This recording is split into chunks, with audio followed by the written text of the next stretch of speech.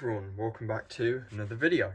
It is me, the Review Master 19 here, and today we'll be taking a look at a print and play solitaire game, which is actually becoming a real boxed game, USS Harder. This is Rack Patrol. Sure, you've heard of it if you are a fan of solitaire war games. Rack Patrol is where it's a card game. Rack Patrol is a game where you are a United States submarine in World War II, hunting down Japanese ships in the Pacific. The game considers of this board. So you have your depth indicator, so surfaced and submerged. If you're submerged, you can't fire torpedoes. If you're on the surface, if you're surfaced, you can't fire torpedoes, but if you're submerged, you can. You have supplies.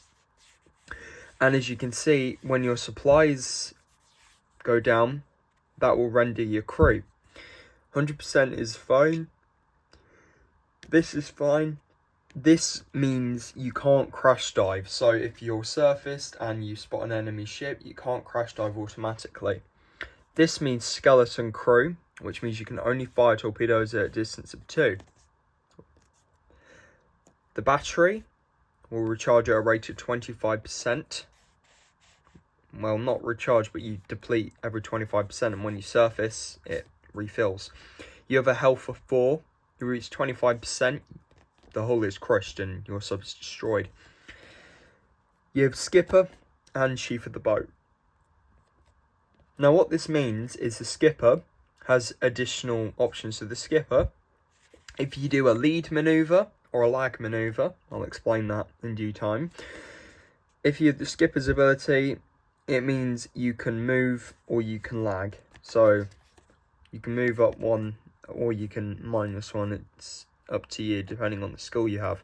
This is the main interface, and this is where you'll be moving your counter. This means you're on watch.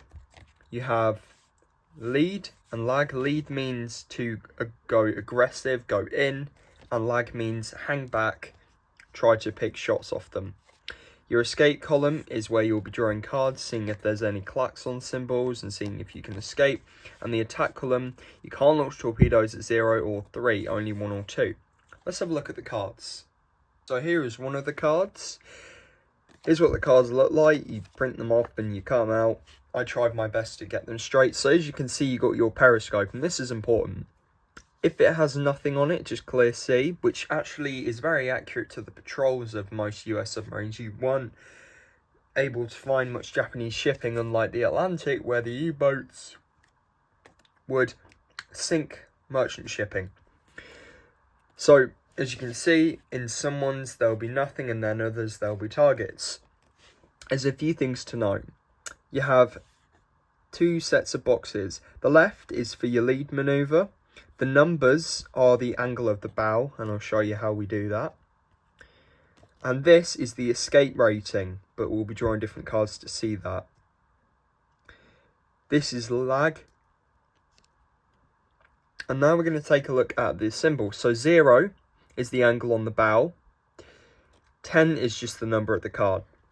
This is your torpedo attack. So when you launch torpedoes, if you get 2 hits, that means you've sunk the target. This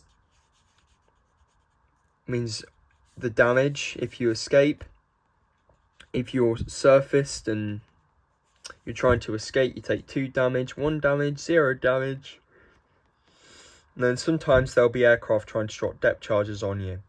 So this is the Japanese card, and this is what the Japanese card will look like. You have your merchant ship. This is the experience points, so how many experience points you will get if you sink this ship. This means the arrow down, so as you can see, we take damage. And if we take damage, if we have the chief of the boat skill, we can downgrade the damage by 1. If you sink a merchant and you get damage for any chance, if you try to escape, if you're detected, you have to escape. The damage goes down by 1. The lightning bolts mean you reduce battery. but you don't reduce battery if you draw this card. You reduce battery on your second turn, and I'll show you how we do that. As you can see, detected, you see the klaxon symbols. So in this case, if we drew this card to attack, there would be nothing to attack. The next card, I think I've shown it, is the home port card. And at any time during the game, if you draw this card and you've been damaged, or if your supplies are running low, you can replenish and get back to port and refuel and see how you did. This is also reduced battery. As you can see, nice palm trees, pretty cool. Looking through the periscope there, and it's American. So home port card is, if you ever draw these cards, it means you can get back to port. There's opportunities, but mainly you're not going to be seeing anything. So when you finally come up across the ship, you will be jumping with excitement and wanting to get your torpedoes as fast as possible.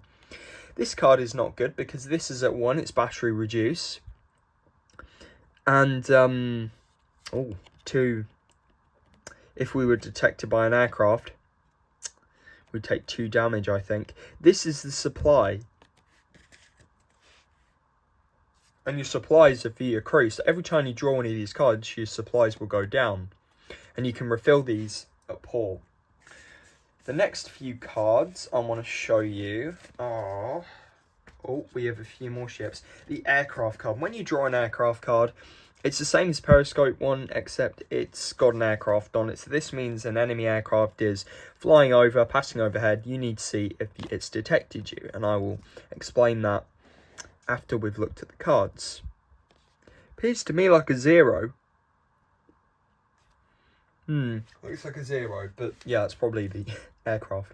So when you've drawn an aircraft, you need to draw another card, see if it's detected you, and you will refer to this bit. And you'll take 3 damage. So if aircraft detect you, you take a lot of damage, but if you have the skill, you can reduce the damage by 1. So if you're not detected, the aircraft flies ahead. Okay, or overhead. Now the cream of the crop in the game, there's only one of these cards in the game, and that is the double whammy. You draw this. This is the most coolest card in the game. I'm going to say it's Shinano, because it looks like Shinano. This is an enemy aircraft carrier, a Japanese carrier. If we sink it, we get 7 points. And as you can see, it's a double whammy. So if you get detected by the aircraft carrier, she'll attempt to launch aircraft at you, and the aircraft will try to attack. But if you sink this ship, that's a lot of tonnage. The next is the destroyers, and these are quite difficult to evade because the arrow means the damage goes up by 1. So, nice Japanese destroyer, has a hull hit of 4. Nope, 4 points that you get. And these things are really difficult as well. So, there are a few more ships to point out in the game. So we've looked at merchants. Oh, cruisers. These are cruisers, and these are lighter than destroyers, but as you can see, pretty cool destroyers there. 3 points if you sink it. Then there is